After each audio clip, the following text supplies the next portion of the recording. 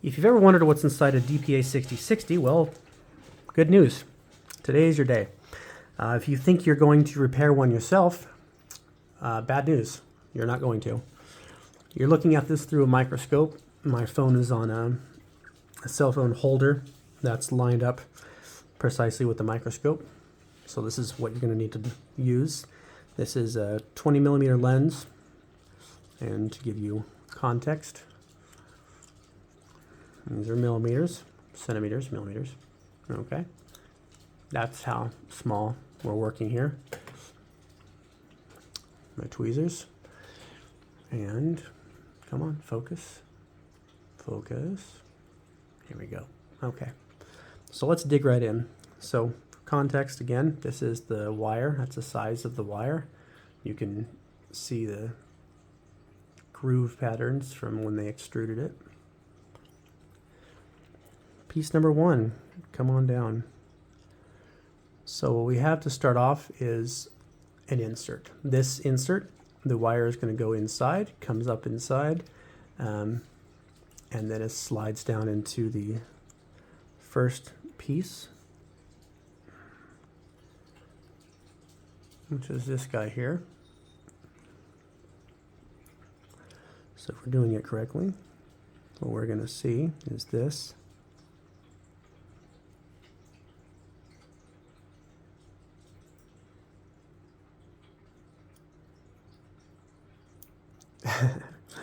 These pieces are so tiny and so fragile that even just getting a tool on them causes them to warp and bend. So as you can see, it's not perfectly circular anymore. However, we can always fix that. And since we're repairing it anyway, I need a pattern to keep the focus. It's okay if it's a little out of round. So the wire would be inside that. That's going to go inside there, and it's going to go all the way down. It's going to pop out the other side. Okay. So this insert's going to come all the way out here and stick out about right here. And I think DPA totally missed an opportunity here to make this better. We'll get into that in a second. This is your centerpiece. This is, everything is glued in. These are threads. This is simply pressed in to here. These press in together, and then they're glued and they're held in place. Same thing as this piece down here. It's got tons of glue around this ring, so of course the glue is going to build up on the outside here and keep that ring from rotating. Seriously, focus, man. Inside this piece here, these notches are there for the preamp, which is right here.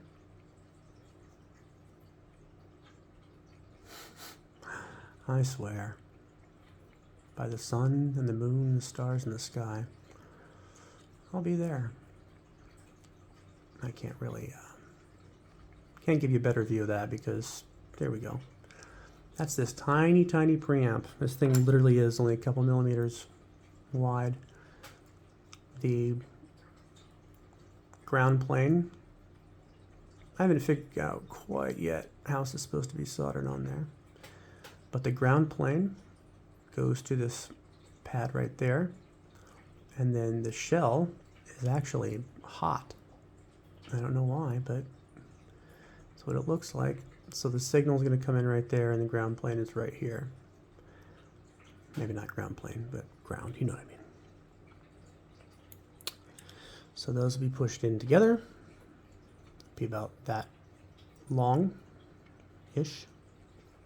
And then we have Le Capsule. It's my extent of my French, which I'm sure is not even right. So here's the actual capsule itself. You can see this nice little retention ring for your caps. And this is a retention spring. See? And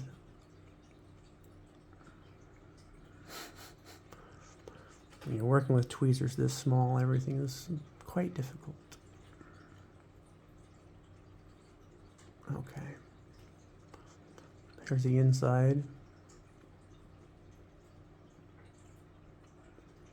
of the 6060. I was very, very sure not to put any pressure on this side. I knew I could go ahead and distort these pieces a little bit, and that, you know, it's all going to glue back together, so that's okay.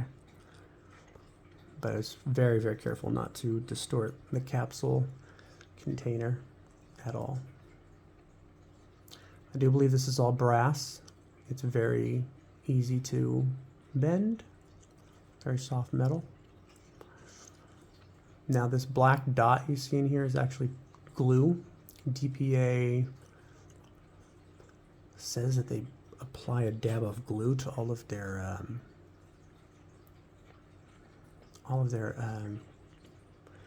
membranes. My God, I couldn't think of that word. So I'm not really sure why. But anyway, I am guessing this thing's actually really difficult to pick up because it's not flat on the edges. But I'm guessing that this piece right there gets connected to the inside of the capsule right on the membrane. I'm not 1,000,000,000% sure, but I think, I don't know if you can see this on camera, but that's actually a dab of solder right in the center. I don't intend on applying any solder to this. That membrane is thinner than a human hair, and you really don't want to mess with that. I mean, you absolutely don't want to touch it. If you touch it, you distort it. Like, even if you poke it with a hair, you will distort it, which is probably the best argument for keeping a capsule on any DPA 40 or 60 series, because you don't want anything touching that gold foil membrane back there. So how does DPA keep this all together? Unfortunately, the answer is lots of glue, which means that these take about an hour to take apart each. And you have to be very, very delicate and gentle where you apply pressure. And in order to help yourself out with all of that pressure, you need heat, lots of heat. So I've got a heat gun with me, and then I devised a plan to apply heat evenly as well as tension evenly in order to unscrew all this stuff. So the next one I do is going to be a lot cleaner. And that plan, if you know what a ferrule is something that gets crimped on. Oh, it's so big. Normally you put wire, like imagine this is a hole, right? You take your wire and you feed it into that hole, and it's just a cup. And then this metal portion of this cup goes inside this hole, and then you squeeze it, and it's just like an aperture, and you see how it applies pressure equally on all 6 sides? Well, what I did is I took the microphone, pretend this is the mic, and I put it inside that hole, and I just pushed down on it hard enough to hold it, to keep it from moving. And then, in order to get the glue to break apart, I put this thing on the stove until it was extremely hot. That way, when I put everything inside this hole and then applied some pressure, it would transfer the heat from this guy into the metal on the microphone, which loosened up the glue and allows you to take things apart. So you can see, maybe,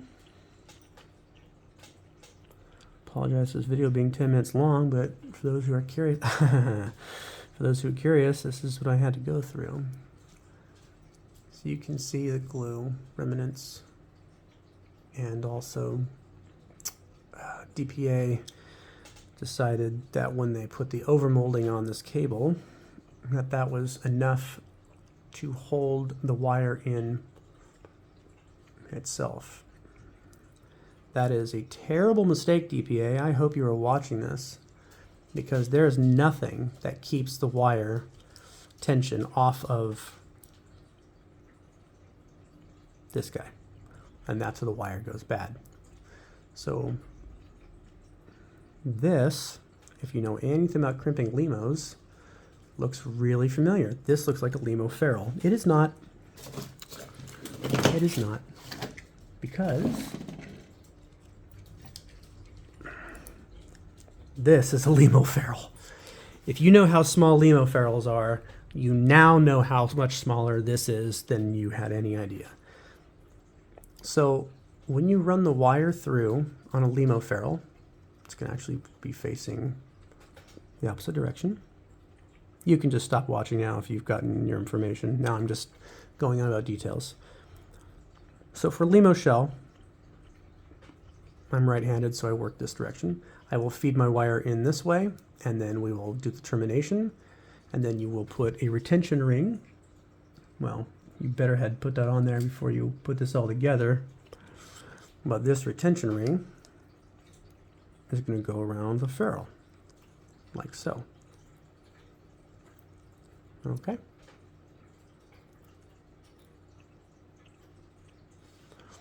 And depending on who you are, you can either crimp it after you've tightened down the retention ring, or you can crimp it beforehand. I actually use my ferrule crimpers to crimp this, and I know that sounds like it makes sense, but it doesn't, because these are not the proper, those aren't the proper crimpers. Those crimpers have a zigzag pattern. You really want a solid hexagonal crimp on this, but I have a way of making it a hexagonal crimp, and it works for me. But anyway, if you do it just right, then this retention ring will pull over that ferrule. But the point being is this whole ferrule crimps down on the wire. So that means that when you pull on the wire, it doesn't pull on the connector. The energy is transferred to the ferrule, which is holding the wire. It's no different than, giving you an example, right? Piece of solder here. If I grab this solder and I hold it, if I pull from this side, you notice it's not really affecting this side, because the tweezers are taking the energy, it's taking the weight. So when I pull, I'm pulling the tweezers, and this portion, which we would assume is connected to all the stuff inside your connector, limo connector, DPA, all the energy is being absorbed through the crimp ferrule, and then it transfers that energy to the housing. But in this case, there is no crimp ferrule, and all of the energy, all the pulling power goes right to the preamp, and that's no good. That's bad news bears, which is why I'm replacing the wire on a couple of these. I'm currently working on about 20 microphones, all 60, or excuse me, all DPAs, but 60s and 40s. So yeah, your signal's gonna go there, your ground's gonna go there, and that's it. You know, the wire is melted inside here, but that's not enough in my opinion. I think it's a terrible, terrible idea.